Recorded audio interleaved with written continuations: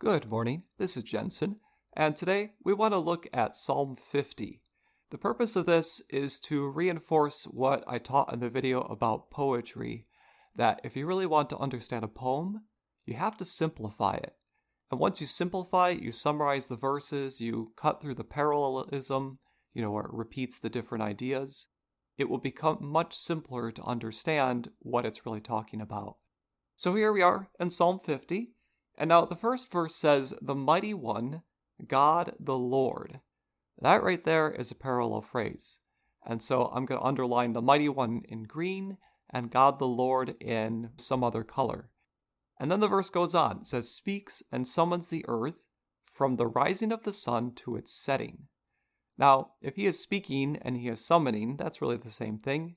And if he's calling the earth from the rising of the sun to its setting, he's calling the whole earth.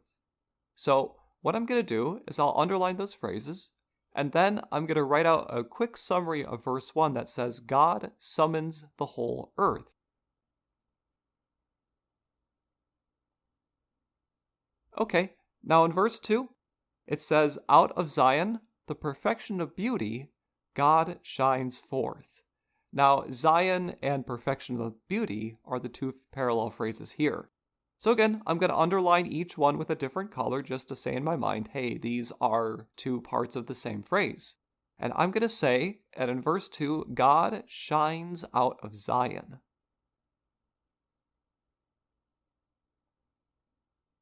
Now in verse 3, it says, "Our God comes, he does not keep silence.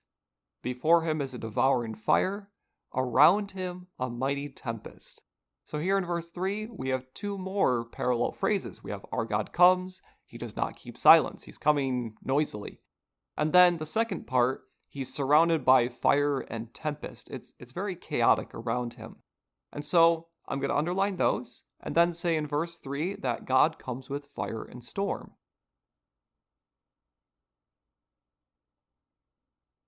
Now in verse 4, it says he calls to the heavens above and to the earth. And then we have a phrase that doesn't have a parallel, and that's where it says that he may judge his people.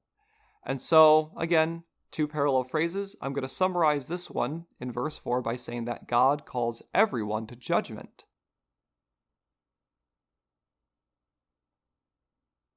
And now in verse 5, it says, "Gather to me my faithful ones, who have made a covenant with me by sacrifice." That's another parallel phrase. And what it's saying is that who are the faithful ones? It's those that made a covenant with him, those that agreed to follow him. And so in verse 5, I can just quickly say that God gathers his people. And then the last verse says the heavens declare his righteousness, for God himself is judge. Again, these are parallel. There isn't a really nice way to summarize this because the ideas are kind of complex. And so I'll just say the heavens declare God's righteousness and judgment.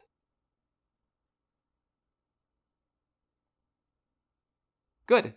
So now that we've summarized this, we can take a look and see what do we actually understand and what don't we understand. Well, verse 1 says that God summons the whole earth. That's pretty obvious. He's calling everyone, from the north to the south pole, from the east to the west. Then verse 2 says that God shines out of Zion. Now, this cannot be Zion on earth because he's coming with fire and he's coming with storm. And if he's coming, it means he's not on the earth yet. And if he was here with all the fire and storm, we'd have some serious, serious problems. And so I'm going to say that Zion is not actually Jerusalem, the city that was known as Zion. We could say that we don't really understand this verse, so I'm just going to put an X there to say I'm not too sure. I have theories. Maybe it's the city in heaven. Who knows? But then verse 3 is quite obvious. He's coming with fire and storm. It will be obvious. And then verse 4 says that God calls everyone to judgment. Again, that's obvious. And then verse 5 says that God gathers his people. So there is a gathering going on. It's not everyone that is called to God, but just those that have made a covenant. The last verse says that the heavens declare God's righteousness and judgment. That's another one that it's hard to imagine. I mean, there's theories. I mean, maybe the angels are singing about God's righteousness. Maybe the clouds are literally singing, something like that. But it's impossible to say exactly what it means. So I'm going to put an X there to say I'm not entirely sure. Now, if I look through what I understand, this psalm says that there's a time when God summons the entire earth, he's coming with fire and storm, he calls everyone to judgment, and at the same time, he's gathering his people. If you know almost anything about Bible prophecy, you will recognize this very quickly, that this is a description of the second coming. Now, this is not the only description of the second coming that involves fire and storm. You can go to the book of Jude, where it says very plainly that Jesus will come in flaming fire, and talking about vengeance, that's connected with judgment. What I've learned here just in a few minutes, just by looking at the parallel phrases and summarizing them, is that Psalm 50, at least part of it, is directly connected to the second coming. And I can actually learn things about the second coming from this psalm. For example, it raises the question, what is Zion? Well, that's something that you need to study. What about the heavens declaring God's righteousness? It's not a quiet event. When the second coming happens, everyone's going to see it.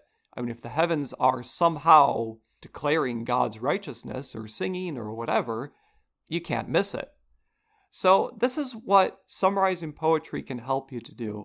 It can help you to pick out the main ideas from the passage. Again, cut through the poetry, not get lost in the repetition, and so you have a much clearer concept of what God is trying to tell us in our day.